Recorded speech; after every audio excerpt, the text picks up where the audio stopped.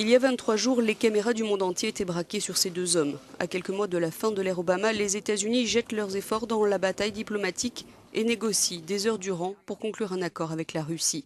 Ce 10 septembre, l'espoir renaît.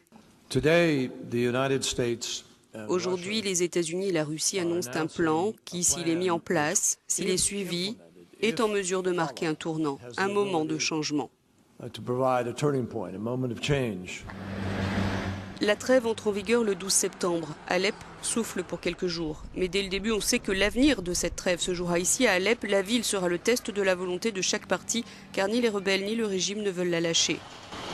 Malgré de nombreuses petites violations, le cessez-le-feu tient jusqu'au 19 septembre, Damas en décrétant la fin. Quelques heures seulement après, alors que sur le terrain diplomatique on tente de la prolonger, un convoi humanitaire de l'ONU et du Croissant Rouge est la cible d'un raid aérien à l'ouest d'Alep. Le cessez-le-feu devait pourtant aussi permettre l'acheminement de l'aide humanitaire dans les zones en besoin. Le raid mettra fin à ces espoirs-là. Hormis quelques convois, les camions resteront bloqués aux frontières de la Syrie et malgré de nombreuses tentatives, la trêve ne sera pas restaurée.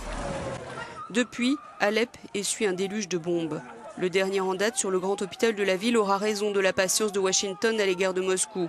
Mais alors que l'ONU et la France notamment tentent de relancer l'effort diplomatique, Washington et Moscou affirment continuer aussi tout en pratiquant un dialogue de sourds. Malheureusement, depuis le début, explique Sergueï Lavrov, beaucoup de gens souhaitent briser les accords, y compris au sein de l'administration américaine. Et comme vous le savez, hier, à notre plus grand regret, ceux qui étaient contre le règlement politique de la crise syrienne, contre le respect des résolutions pertinentes des Nations Unies et qui avaient des plans clairs pour résoudre le conflit par la force, ont réussi leur coup. Резолюция Совета Безопасности и явно вынашивает планы силового сценария. Le régime syrien et la Russie semblent avoir rejeté la diplomatie, a déclaré John Kerry.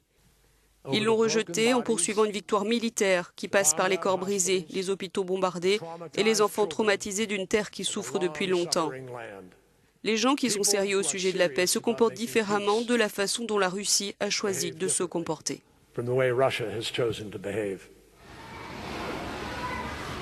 342 personnes, dont 106 enfants, ont été tuées dans l'est d'Alep ces 12 derniers jours, selon l'OMS.